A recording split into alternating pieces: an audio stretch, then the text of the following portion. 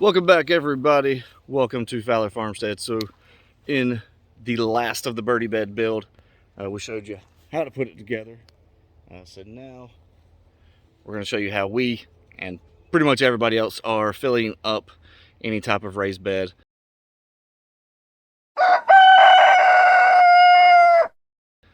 So the first thing is first, you got to make sure you put it exactly where it goes. And there's no more accurate way of measurement than the old foot. We'll call that 2 3/4 of the foot. The feet, my feet. Now we're here, 1, 2. Come back a little bit. Bam! That is now perfection. And now from the beds to the gate, or the fence, 1, a little over 2. 1, a little over 2. Come to this end, 1, a little over 2. So we are now in the absolute perfect location. Now we got to level it. So I will probably, since all of those are fairly level, probably going to come in on the right side, build it up to pull this up, because we don't want to leave it to where all the water is going to run that way, obviously. I'm still debating if I want to dig just a hair on this side. I probably won't. So going to go get some dirt from up there. Bring it down here, pull this up. Eyeball test.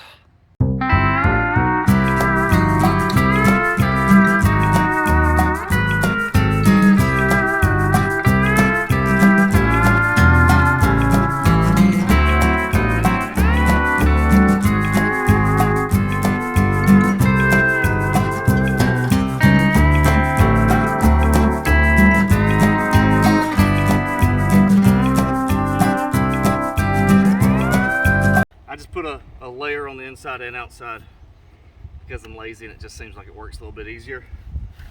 Then I just pull that up, let it all fall in. And that should have already gotten it pretty close with just how gravity had it fall. Yeah, that's pretty much it. So we're pretty close to level now. I'll keep packing it, smooth this out a little bit. We're gonna come in the yard and fill this up a little bit more too, but so right now, just getting this level, get these clumps of dirt out and just kind of smooth that out. The grass will grow back into there, and then your bed's now level. So the first layer, on all the other ones, we actually did a cardboard layer, but since we have purchased some things from Epic Gardening, all their packing is biodegradable. So we're going to put the first layer down of the Epic Gardening packing. It's just kind of a barrier, and then we'll start the little Hugel poster. And yes, we're going to go get more pieces.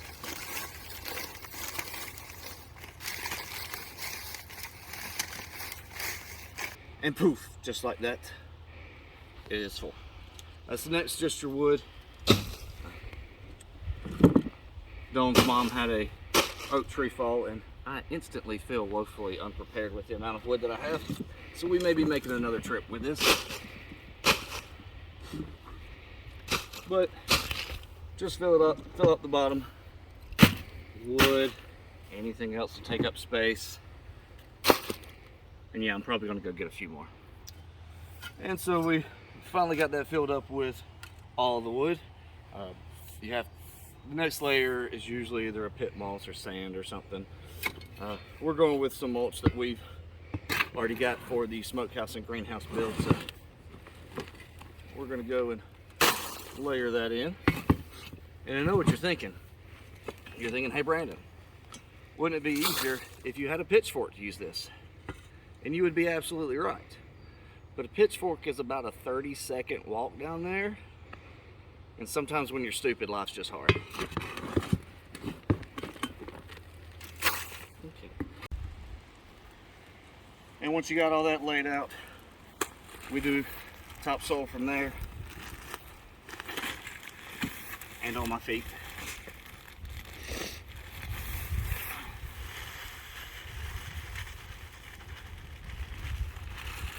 We'll do a good layer of that.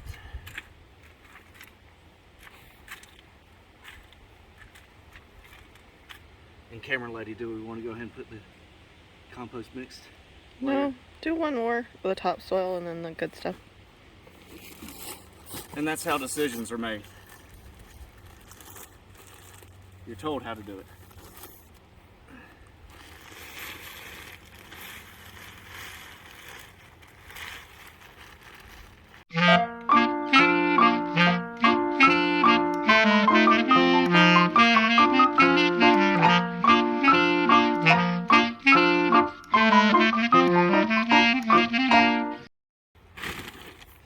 We have a local store that has this Happy Frog brand that we've really been impressed with.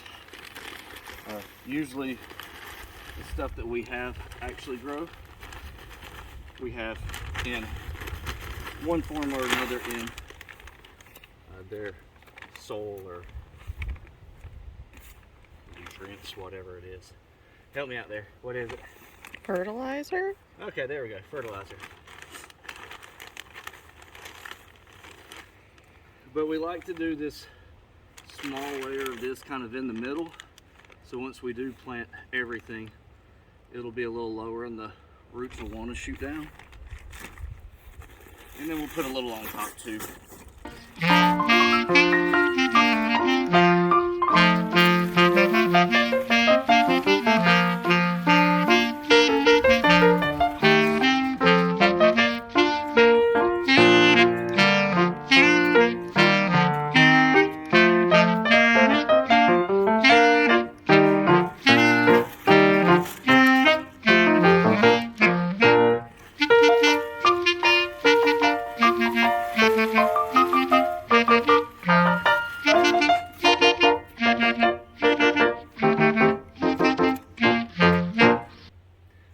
That's the gist of it.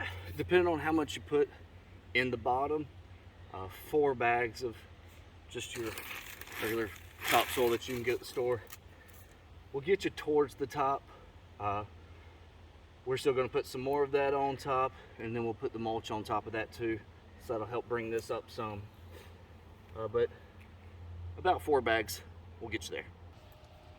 So we're going to throw some more tomatoes in this bed, and we are going to try, which we're actually trying another bed too, but the little trick that we saw on Roots and Refuge with Jess, she's not taking claim to it. She was told about putting the egg down below the tomatoes, but since she's now a South Carolina girl, we're going to take her advice on these tomatoes and see what they do. You can actually see the bed beside us. We have done it with one of those, and it's actually looking to be the best one so far. So we're going to try to get in this bed, and we're experimenting. So we've got eggs in these 4, and then this one we didn't do one as kind of a control, just to see if this mixture, how it will do with the egg versus no egg. Then we got some black beans over here. There is a 90% chance of rain today. However, if we don't water it in, it's not gonna rain. That's life in the South. So we'll just throw some water on it, water these bad boys in, and then we'll throw the mulch on top. So I thought this would be the best way to do the water to make sure it gets in there. You're spraying the leaves. I'm spraying the leaves. Don't spray tomato leaves, they'll die. Somebody should tell God that, because when it rains, the leaves get wet. Say, God, stop spraying the tomato leaves. Your tomatoes won't last. And that's how I feel about that.